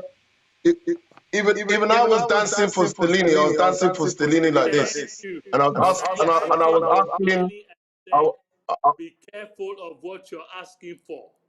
I came out clearly and said, be careful of what you're asking for, guys. Because this is not what you will want. But I've never seen that you before, got what Flo. you asked for. I've never seen a big club replace a manager with his number 2. I've never seen that before. But this is what you guys Sorry, wanted. Mr. Spurs forever. Stellini wasn't number 2. He was number 4 because he was part of the coaching team. Come. There you go. You know, you're all contradicting yourselves. Because you say DL does this, DL does that. Now DL gives you what you want. Now you're not all complaining. No, I don't think you're getting it. No, we didn't want Stellini. No. But no, We have to celebrate what we have. No, I don't think you're getting it. Conte was recuperating. When Conte was sick, you said Conte should stay away and Salini should take over. Salini now took over. For that time, yes. Is that not what you wanted? Get in the cover. Is that not what you wanted? What, can I answer that, please? Yes, please do. Okay, during that time of the season when Conte had an operation, and it was around the January time, just after the World Cup, he had lost a friend, he had lost a colleague, he had taken ill, and we all knew around that period of time he was under immense stress and pressure that was affecting his health. He needed that time away from the club to get himself right so he could operate at 100%. He came back too early, and you could tell that the guy was sick on the touchline. I remember the game, he came back and he was sick. He had to go away again. And that was the problem, is that we didn't let him recuperate, give him enough time to recuperate properly. All in all, the challenge is that we had a world-class manager, and the circumstances around him being at Tottenham at the time were not right. He had lost loved ones, he had lost colleagues, he'd lost his health. All these things contributed to him not performing at his optimum. No man, no matter what your career and your job, if those things happen to you in your life around that period, there is a possibility you will not work at your optimum. Unfortunately for Spurs, that period was with Conte. But that's a very, very fair point that you make there. So if you look at our season over the course of the season, and I always say this, right? So we all came back this season thinking that we would do much better than we did last season, given how we got to Champions League positions last season, a run of 10 games. around, 10 wins in 14 games, and towards the end, and the last 10 games we won them, which was like absolutely amazing from a Tottenham perspective. However, starting the season, okay, fine, everyone had very high hopes. Things haven't worked out. Before we went to the World Cup, we were fourth. I think at some point we were actually top of the league, right? And by the time we got to the World Cup, I think we were third or so when we went for the World Cup. By the time we got to the end of the World Cup, we'd lost a key player in our team. What was his name? Banter, right? Bissouma got injured. Richarlison got injured from the World Cup, even though he had a good World Cup, right? Son's form is very, very patchy, and everything just sort of went downhill from that point. However, we weren't losing that many matches. We just weren't playing that well, So for me, it's just, I think this season has just been a series of unfortunate events. In terms of not appointing a manager or a different manager from when Conte left immediately, I think there are two points to think about here, right? So if we're going to appoint someone on the basis of saying, fine, we need somebody who's going to take over and going forward. Ideally, most people, when they try and get managers in, they sort of have this long period between when they actually sack the manager and find a replacement. I don't think Conte left anyone with any choice but to sack him at the point that I was sacked, because he put us in that position by his utterances, especially after the match against Everton. So Liverpool really had no choice. So it was between a rock and a hard place. What does he do? Find another manager. Where? Who were available on the market at that point in time? We then had the situation with Paratici, which was a little bit they had this appeal going on in Italy, whether or not he would. So you couldn't really appoint somebody else. So at the same time, you don't want him involved in the appointment of a new manager. So the halfway house between that was to use an interim situation. I think for me, that's what may have been happening behind the scene. And if you look at it, that's what adds up. Talk, you look at me like, am I making sense? No, I understand. What you're saying is logical. It's actually logical, but I just felt that if you're sacking Conte, you move with his whole team out.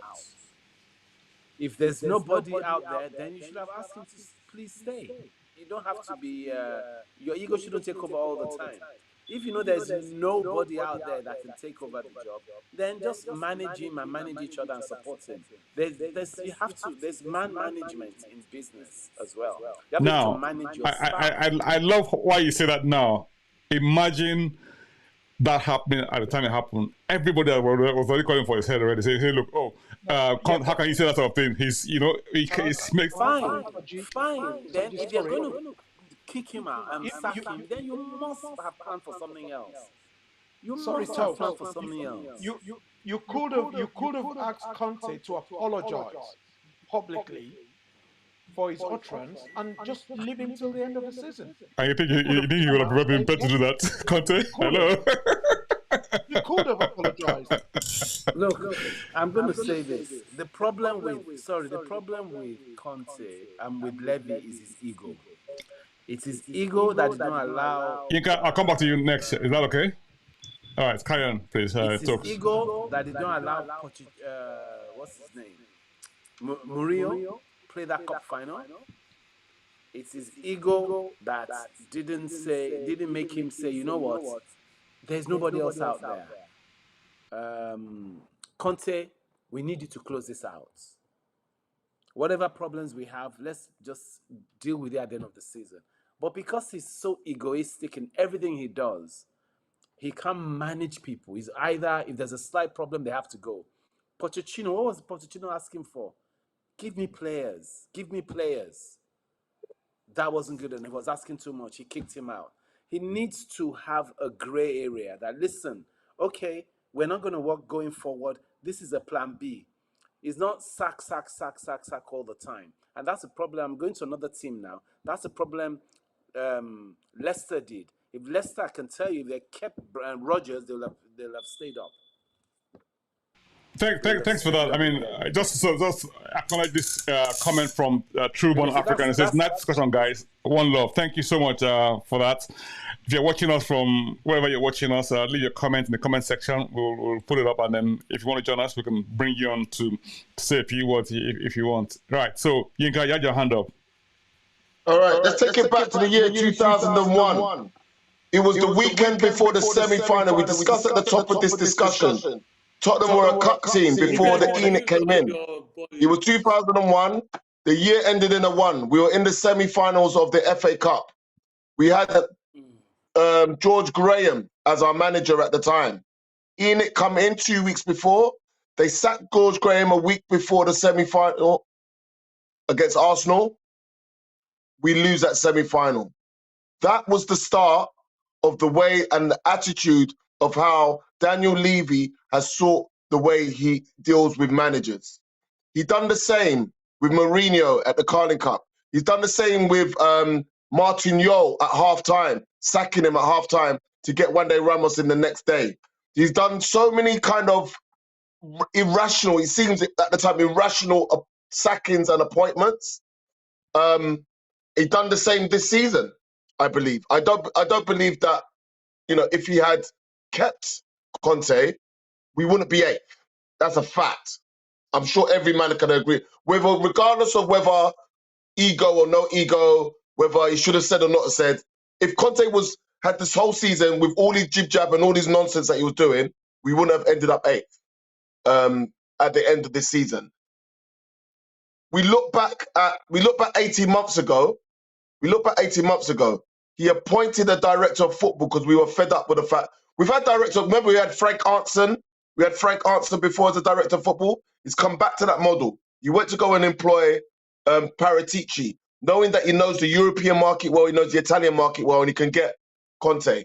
But he employed him knowing that he had some history behind him. That has now come to bite us in the ass severally because of that. Not only with the signings that we can't make, but also the managerial appointments that we can't make.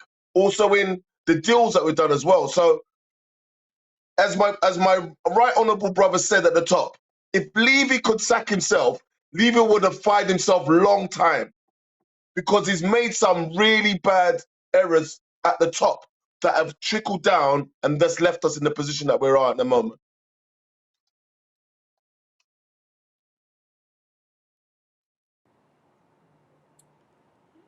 Can I? You're on mute, Soji.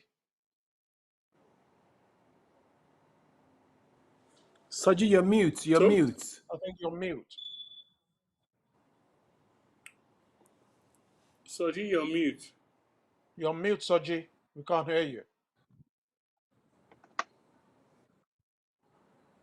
Can you hear me now?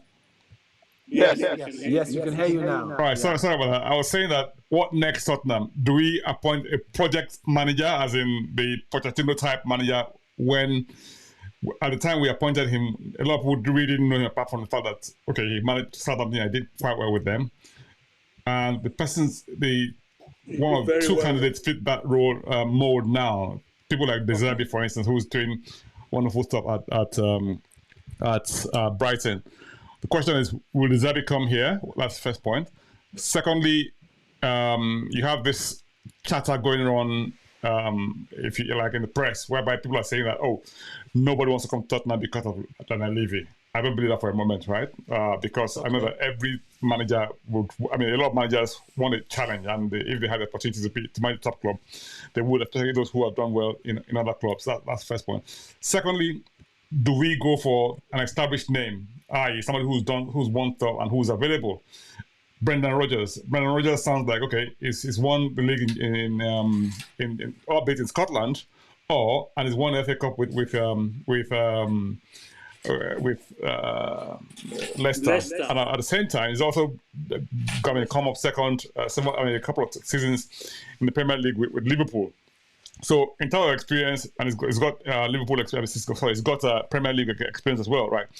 Personally, I don't like Brendan Rodgers. It just doesn't sort of sit well with me. But that's a personal preference. What do you guys think? Let's start with Eric. Okay, Soji, good one, fantastic.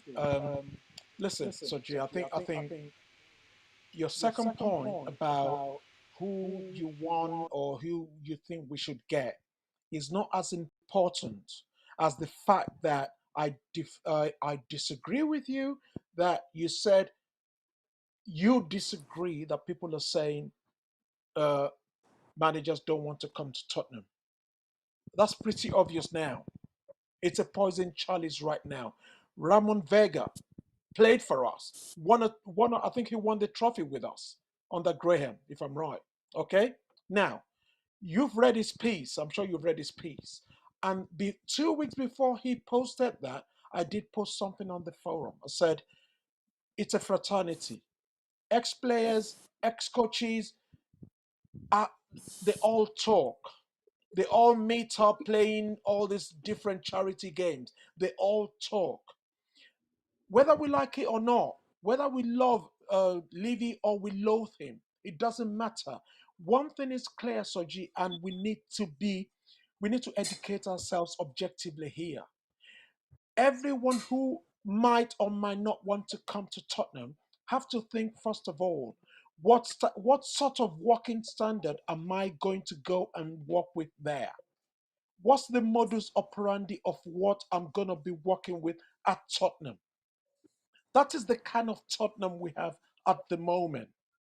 The way we work is different from a lot of top 8 clubs, not even going lower clubs. Okay? We need to be realistic. Talk said it right at the beginning that meddling in football business or football operations, he needs to claw back on that. He needs to withdraw a bit. He needs to backslide a bit from his involvement in football matters. Trust the experts to get on with it. You're a businessman, fantastic, first class. I don't think there's anyone as good as him in the league.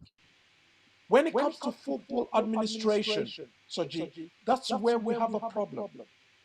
Getting a manager in will depend on what he's going to come and work with. We've been involved. We've been linked to what 3, 4, 5 managers so far. I think only one of them, Slot, is in a job.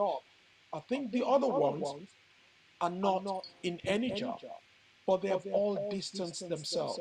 You and I cannot say we've not spoken to any of those managers. It's just paper talk. It is not. The club, Levy is actively looking for a manager, whether we like it or not. He's actively in the market for a manager. But the way he works is the hindrance, is an obstacle at the moment, which has made the job a poisoned chalice. Whether we want to agree or not, that's fine. We're going to be kidding ourselves. But a lot of managers will think what they're going to be working with Tottenham before they even start to agree on any term. That's my position. Fantastic. So, Yiga, Just on the back of that very quickly, let's ask ourselves this question. Is this the first time this has happened in the last 18 months? In the last 2 seasons, are struggling to employ a manager? No. One. No. Also, also, another question I want to ask about our business model as a club. Name me one other Premier League chairman. Anyone? Name me one other Premier League chairman. I know where you're going with this, Yinka. Where you're going with that. It's right there. It's right there, as I said. Why is Daniel Levy the only chairman that we know in the Premier League? Does that not scream old-fashioned to you? Does that not scream archaic to you? Does that not scream control freak to you? No one else knows about any other chairman in the Premier League. Why Daniel Levy? I'll leave that there. We know the Glaziers. We know the Glaziers. The Glazers aren't chairman. They're owners. But who runs the club? Yeah, but owners, chairman. No. No. The title of chairman.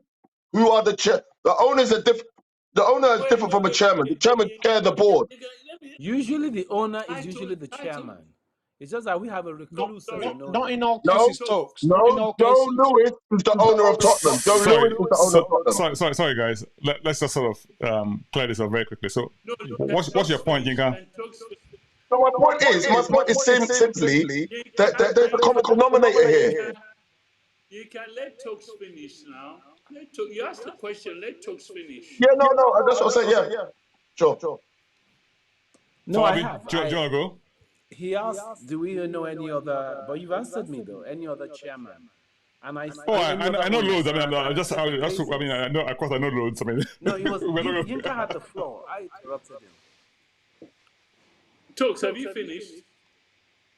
Yes, I just interrupted Yinka. Yinka hadn't finished. I just said the Glaziers, and they reminded me that the Glaziers are owners, not chairman. Okay, let Yinka continue then. Yeah, that's what I said. So basically, that was my point: is the fact that why is Daniel Levy in a position whereby he's got so much power at a club, not owning the club. He doesn't own Tottenham, but everything seems to run by. Why is he of that prominence? And I just think it's because it's causing a hindrance now. His position is causing a hindrance. Obstacle, definitely. Well, Tokes, do you want to answer that question? Well, I didn't get the question. Sorry. The question is, why is Daniel Levy having so much authority in running the club when he's not the owner? That's basically it. And he's giving himself the title of chairman. Harry Redknapp answered that question years ago. Sorry to cut me in. Harry Redknapp answered the question years ago. He fancies himself What did he say? as a football manager. Harry Redknapp answered it. Well, Eric. That's different. I'll let Tokes answer, and if I can, after Tokes, give my own opinion. Okay. My view is this: the relationship between Daniel Levy. We can't see your face. Lewis. We're seeing your hand. Sorry. Sorry, no problem. The relationship between Daniel Levy and Lewis is such that Lewis is not too bothered how the club is run. He just feels I've given Daniel all the leeway and go and run Tottenham. So that's why he's so prominent, because Daniel Lewis is a recluse. He doesn't even take pictures. So that is why Levy is the face of Tottenham. So I don't see, for me, I just see him as the owner as well, because there's nobody else. Levy, I know Lewis is there, but it's like he's not there. So I don't see any difference between him being chairman and him being owner, because he has a free will to do and undo as he pleases. I even doubt whether he consults Lewis for anything. I doubt whether he consults him anymore. That's my take. Right, okay, so let me just sort of name a few. I know Mr. Bohe, right? So, the one in Chelsea. Before that, I knew Abramovich, right? So he was chairman as well. He more or less ran everything as well in Chelsea. He had a number two, some guy, but ultimately Abramovich, everything came through him in the end, and it all boiled down to money with Abramovich. So I mean, he was one paying the pipe, and I mean, I think the Tottenham model works in such a way that Levy is the front guy for the guy who's the public face of ENIC, and he has obviously, I think he has majority shares in ENIC, if I recall, held in trust for Mr. Lewis. As far as I understand what the share structure, I don't quite know for sure, but that's my understanding. No, Say again? No, DL does not have the majority shares for Lewis in anymore. Yeah, that's right, okay. 20%. So, however, the key. So the fact is that, look, obviously, I mean, he's played a very prominent role in running of Tottenham affairs. I mean, without a question. Before now, we never had a director of football position. The first time we had was when we had Daniel Comolli, and Comolli was the first sort of, and then Frank Anderson, and then from Frank Anderson we had, I can't remember the third person who came in after that. Of course, then Paratici is gone. Yeah, exactly. So okay.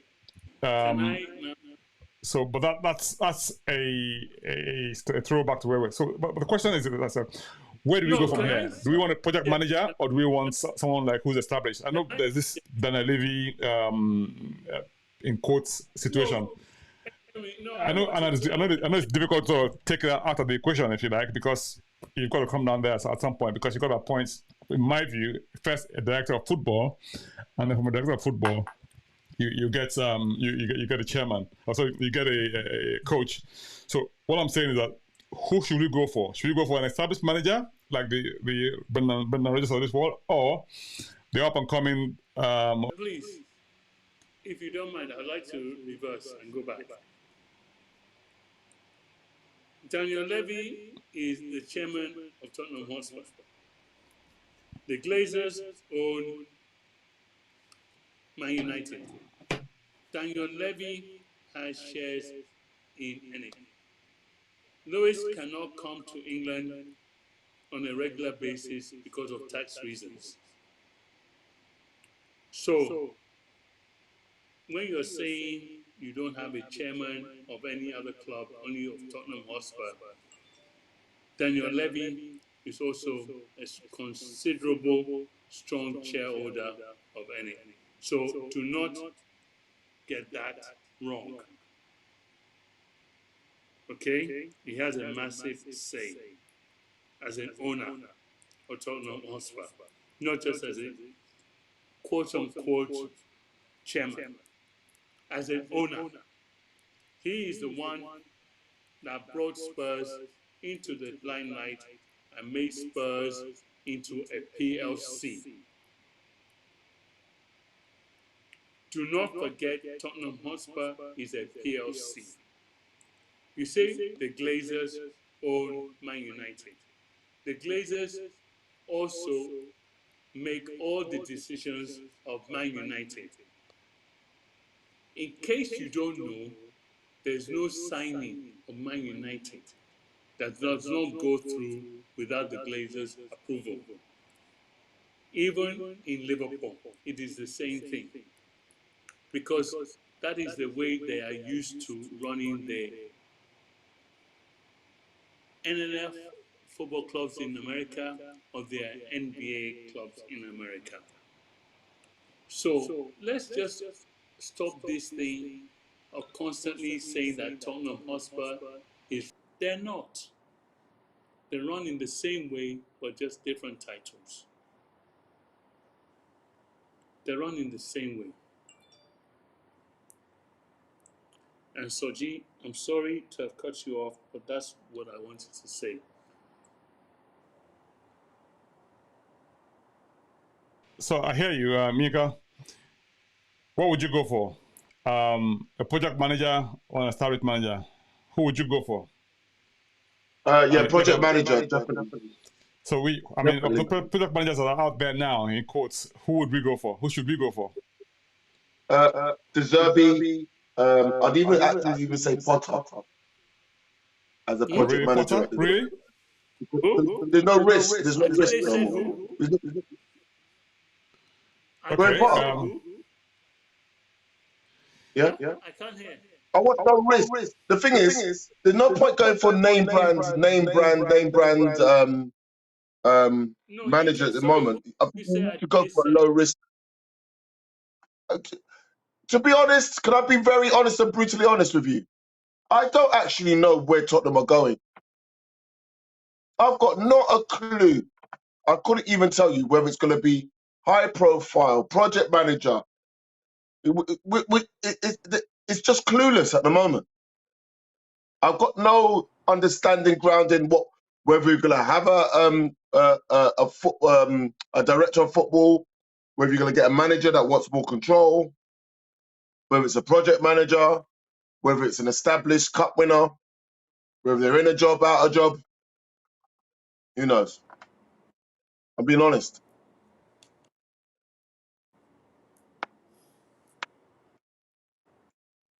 So we can't hear you.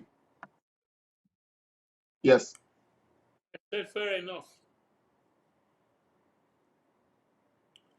I can't hear Mr. Sodi. Tokes has gone for more dates and Eric has left.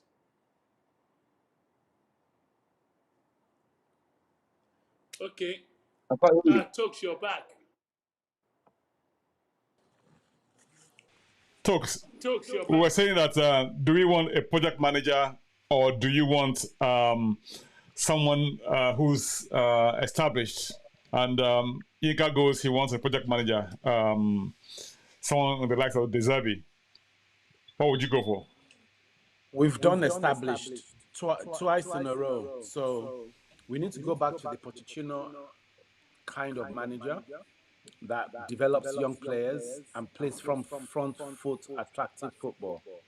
Who would you go for in that case? Who would you go for? I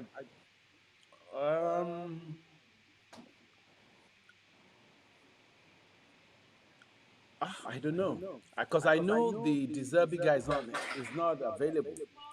Well, I guess no one's not available if you put it under enough pressure. As in, pay the money and give them a good incentive to come. They'll shift. The Brighton guy, 100%. Would Nagelsmann come? Sorry? He said, would Nagelsmann come? Yeah, I'm fine with him because he's also a developmental coach and he plays from. I just want front foot attacking football with the old-fashioned number 10 that sprays the ball around. Not everything coming from the wings all the time. And if you don't get those crosses spots on, there'll be no goals. I'm on options: wing play, middle through the park. We never hardly score anything nice build-up from the middle anymore. We used to. So, where we are now, so we're almost all agreed that we're looking for a what's it called, developmental type coach, right? Right. And so, in terms of the squad, right? Obviously, the squad needs an overhaul coming. I mean, in this coming season, if you like, or the end of this season. Now, of the squad we have now, who would you let go? Let's follow me. Name 4 players you let go. No. You don't want to start with me, please. No, let's start with you. We'll start with you. Tanganga, Sanchez, Dyer, Lloris. No, I'm going Lloris. 4 players. I want you to name only 4 players, please. 4 players. I'm 4 players now. I'm not even going to the midfield. Right. Okay. So according to you, no. Soji. Ask a question. Sorry. Ask a question in full. You cannot ask a question halfway through and say only 4 players. No. I said if you had to revamp the squad now, I want you to name 4 players you'd like to leave to the club. That's what I said. Name 4 players. Well, I've given you 4 players. All right, good. All right, Yinka, do you want to name your 4? I'm going to midfield. To relief. I would say, Sanchez. I would say Tanganga, Roden, Dyer. We just have to start the defense, I think. That's it. Right, so that's 4, right? So that's your 4. Tokes, what 4 would you have lead the club? The same. Dyer, Tanganga, Sanchez, Lloris. So that's 4 already, right? All right. So it looks like everyone's agreed on the 4 that they would like to see. 4 is not enough. 4 is not enough for anybody. 4 is not enough. I need like 8 hours. Okay, right. I need like 8 from the squad. It was useless. Yeah, but so if we say that 4 is not enough, I would have thought you had named other 4 apart from what he named. You didn't name any other 4. Like Ryan Sessegnon. Thank you. You say 4. You restrict us to the 4, and we all say the same 4. That shows you that the 4 is not enough. Okay, Perisic. He's only got 1 year. No point, Perisic. He's only got 1 year left. Right. Okay. Who else? Sessegnon has to go. Longlay's gone. Longley, all those ones on loan. All those ones on loan. They're all gone, yeah? So Like Kulu who? is gone. Danjuma. Kulu and Longley. No, Kulu cannot go. Kulu cannot No, go. Kulu must not be left go. They should let go of Kulu. We don't have him anyway. We don't have him. Never bought him. Yeah, but they can buy him over the summer. I mean, they're still going to sort of complete that He deal. he doesn't belong to us. As much as we like him, it doesn't belong to us. Yeah, but it's on loan, so we're loan with an option to buy. We still have the summer to exercise The loan option. ended today. The loan ended today. The loan ended today. It's the last game of the season. We have the option to extend, so that's still there. So let's see what happens. Who else? Depends on the new manager anyway. Yeah, but like, I'm talking from your perspective now. I mean, you're the manager. Pretend you're the manager. Look, for me, let's be truthful. For me, any of those players that have been there for 4 or 5 years without standing out. Exactly. You know, and I've got the mentality of let me just go for training every day, Monday to Friday. If I'm in the squad on Saturday, no problem. If I'm not, I get my weekly salary, continue. If I'm in the squad on Saturday, I just put on the shirt. If I play, I play. If I don't play, no problem. That attitude has to change.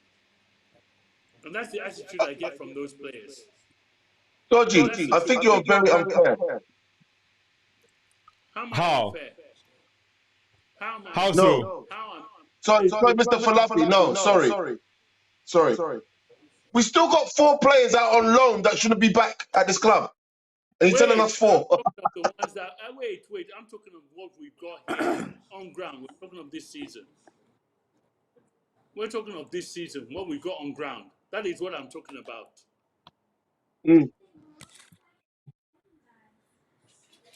So how am I being unfair? No. I want to say you're being unfair in regards to your players. I'm saying that there's still more players that are on loan that shouldn't be coming back, like Ndombele, like Nasoso, like Winks, like Spence, like Rondon. Okay, let me ask you one question.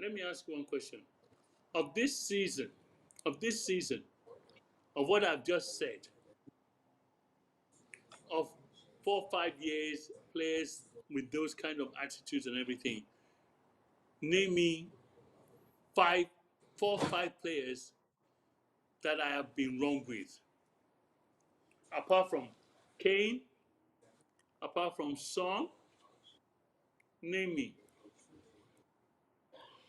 To be honest, it's a fair point. I can only name. I think the players. But you're the one that said I've been unfair.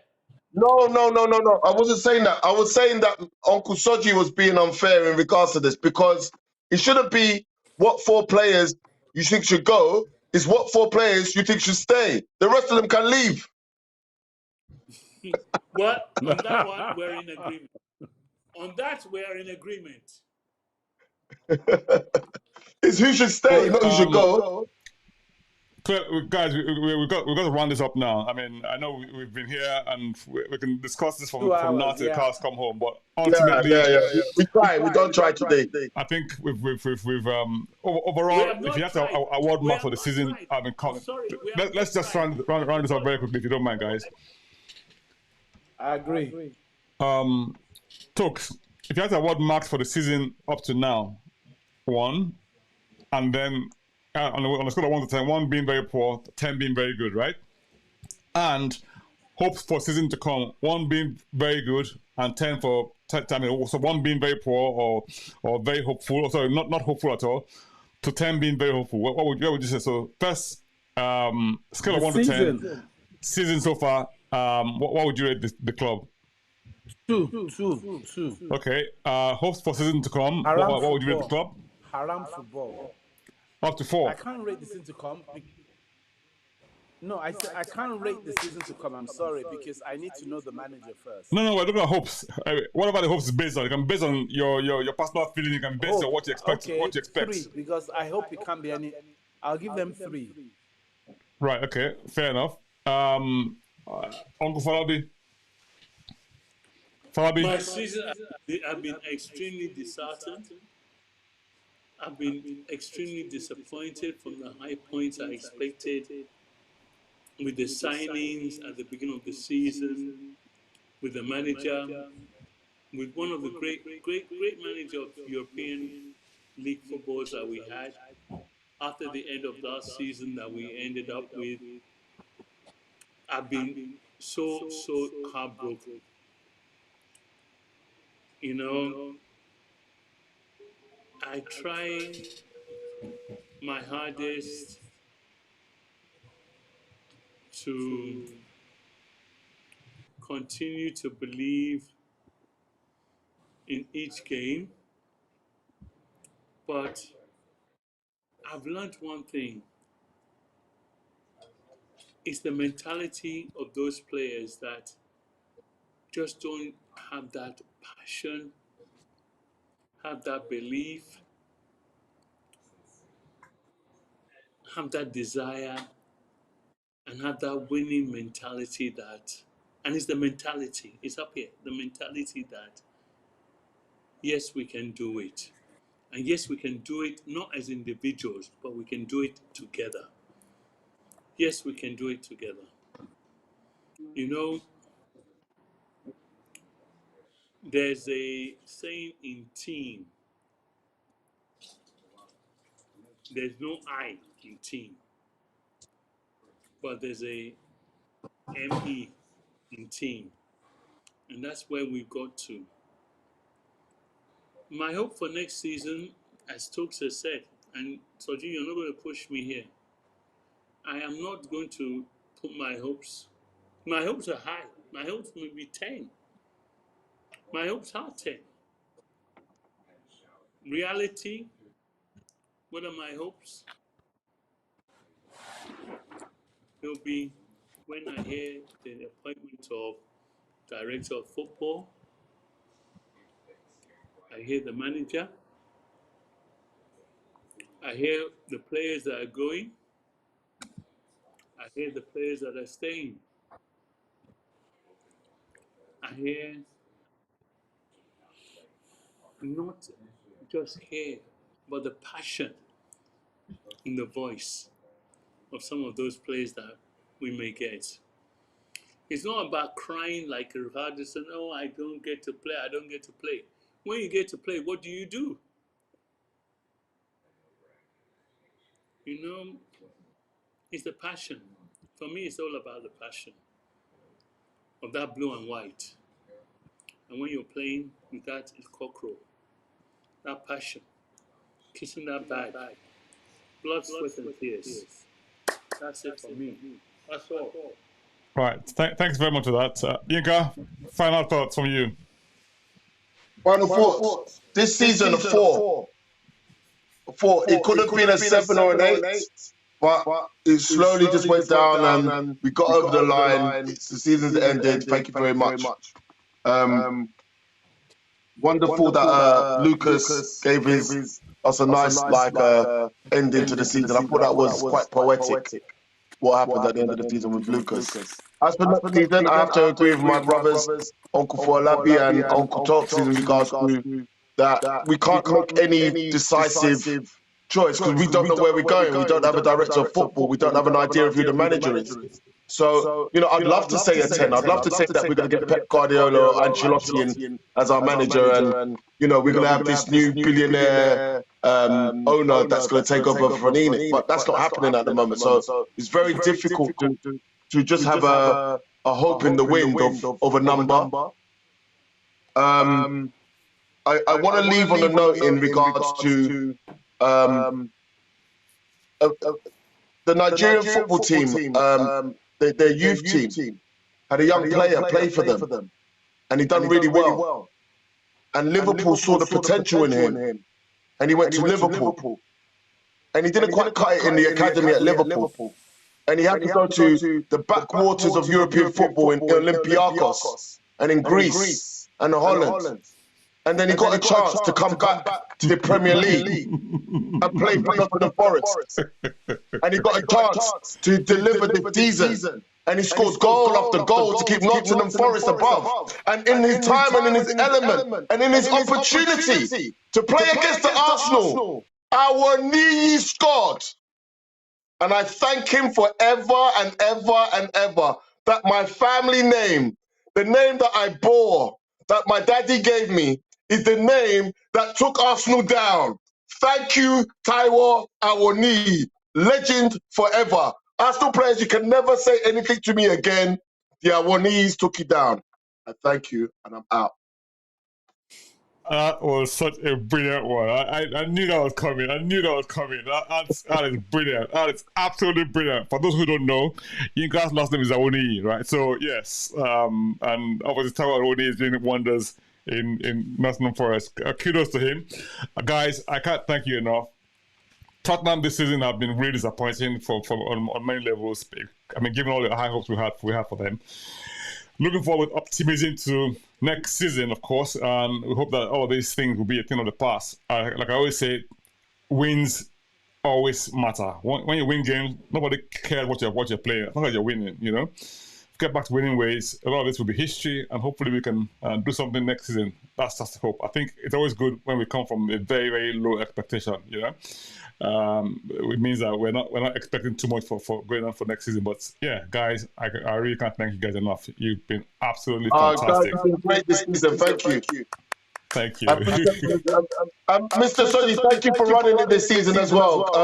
Kudos to you. Thank you so much for your hard work, endeavour, organising behind the scenes, making sure that we are on point, on time. You know, all the work you've done. So kudos to you, sir. Thank you so much. Thank you, guys. Thank you, guys. Fantastic. Come on, you Spurs. All right, have a good one. Have a good one, guys. Have a good one, guys.